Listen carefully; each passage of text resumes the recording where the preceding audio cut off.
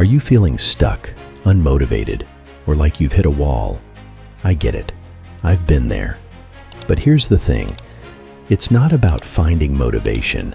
It's about unlocking it from within. Motivation doesn't just appear because we want it. It's something we cultivate, something we nurture, and that's what I want to talk about today. Let me take you back to a time in my life where I was in your shoes, feeling lost and without a clear direction. It was a time when every morning felt like a mountain I had to climb, and I had no energy for it. But there was one thing I learned during this period. It wasn't about waiting for motivation to show up. It was about creating it. Here's the first thing you need to know. Start with your why. Without a solid reason, it's easy to lose track, right? We all have dreams, but dreams need direction. What are you doing today to bring those dreams closer? What's the deeper reason behind what you want to achieve? If you don't know your why, your actions will feel like tasks instead of steps towards something meaningful.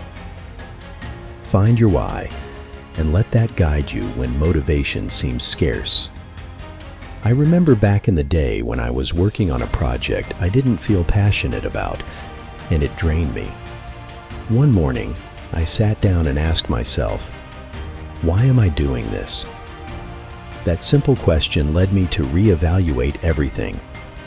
Suddenly, I wasn't just doing work for the sake of it. I was building something important for my future. That shift changed everything for me. Now, once you've got your why, let's talk about routine. You can't rely on motivation to carry you through every day.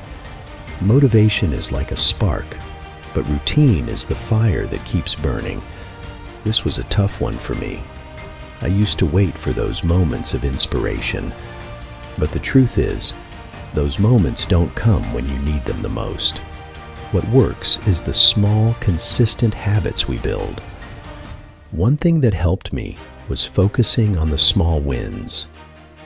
Every day, no matter how small the task, I made sure I completed at least one thing.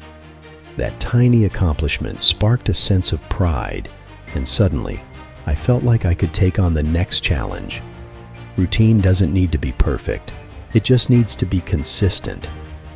If you keep showing up, even when motivation isn't there, you'll make progress. And progress is the best motivator.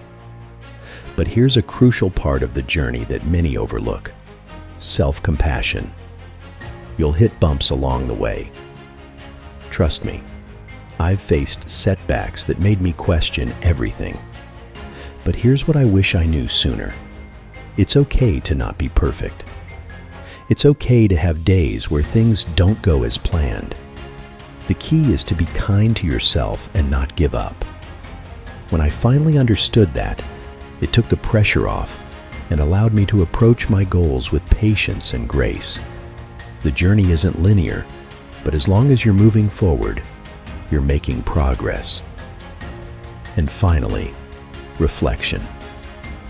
How many of us take a moment to step back and reflect on how far we've come? Not enough of us.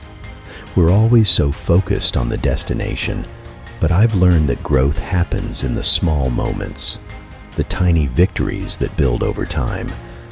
I started keeping a journal, just a simple note every evening about what went well, what I learned, and how I felt. That small practice opened my eyes to the progress I was making, even on the days when I felt like I wasn't moving at all. So, if you want to know how to get motivated, here's the truth. It's not about waiting for motivation to strike. It's about creating it with purpose, consistency, and self-compassion. Start with your why, build your routine, be kind to yourself, and reflect on your journey. Those are the ingredients for lasting motivation.